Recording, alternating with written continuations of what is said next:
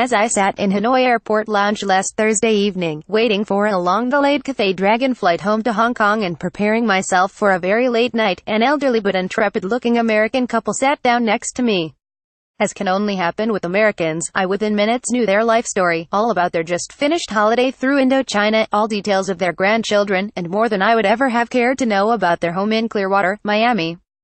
Did you know Clearwater is home to Hulk Hogan, by the way, Evel Knievel, Hooters founder Lynn Stewart, and the Church of Scientology? I also quickly discovered, because the husband was wearing a virulent orange baseball hat emblazoned with a green alligator, that they were both passionate Florida Gator fans.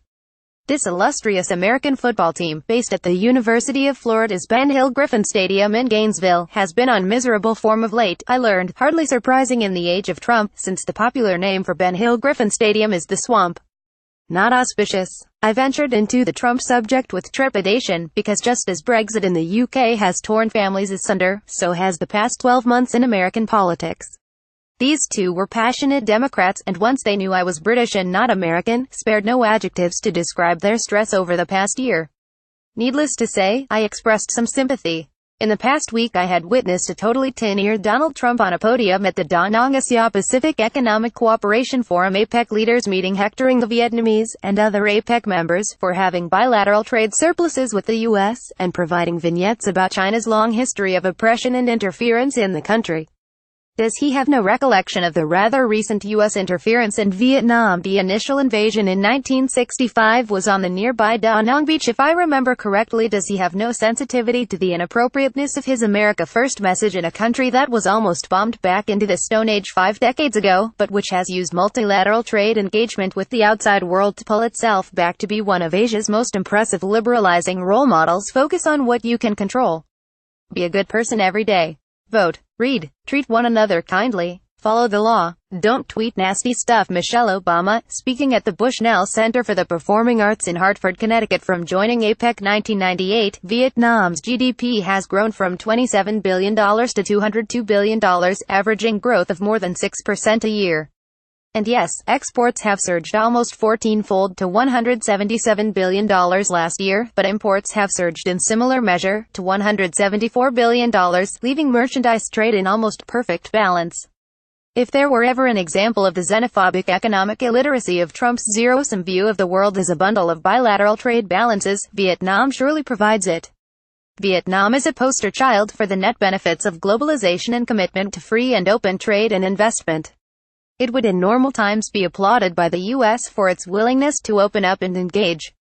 But these are not normal times, and my newly acquired Florida Gator fans are not the only ones thrown into deep stress. But before I started to get over-emotional, I checked myself.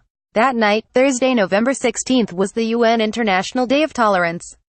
And last Monday had been World Kindness Day. So in this week of all weeks, I decided I should cut some slack.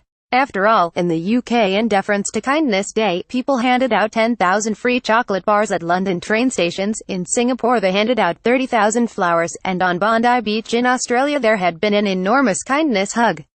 As for the International Day of Tolerance, created in 1996 to foster mutual understanding among cultures and peoples, the UN has just launched a new campaign to promote tolerance, respect and dignity across the world, and to work on reducing negative perceptions and attitudes, especially to refugees and migrants. I don't see tolerance or kindness among Trump's strong suits, nor do I see him greatly appreciating my pause for thought, or making any particular mark in his diary to take note. But I checked myself anyway.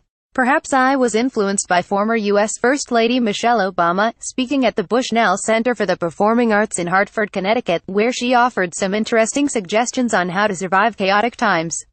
Her 7 survival rules might give some comfort not just to those stressed Florida Gator fans, and the many other Americans feeling cut adrift by the past year's events, but also to those of us on this side of the Pacific who feel an uncomfortable lack of control over our lives. Focus on what you can control, Michelle Obama advised her audience. Be a good person every day. Vote, read, treat one another kindly, follow the law, don't tweet nasty stuff. She reminded me of the famous comment by the U.S. theologian Reinhold Niebuhr: God grant me the serenity to accept the things I cannot change, the courage to change the things I can, and the wisdom to know the difference. It seems that such serenity, courage and wisdom are in strikingly short supply just now. Her other observations may seem very motherhood and pumpkin pie, but in current stressful times must give pause for thought. Something deep inside me wants me to believe that even Donald Trump wakes up every day believing he intends to be a good person. He just seems to have a problem with the law of unintended consequences. The imperative to vote is an interesting one, especially in places like Hong Kong, where opportunities for any meaningful votes are very limited. The bigger point is to remain concerned and engaged. The imperative to read is doubly important in this age of wildcat social media and false news. We need to read not just to mine for truth but also sometimes to escape and dream. Her last 3 survival rules also make eminent good sense, even when we know the leader of the free world seems wily to ignore them. So perhaps we should add a final 8th survival rule: learn patience. Bad things can and do get better. David Dodwell researches and writes about global, regional and Hong Kong challenges from a Hong Kong point of view.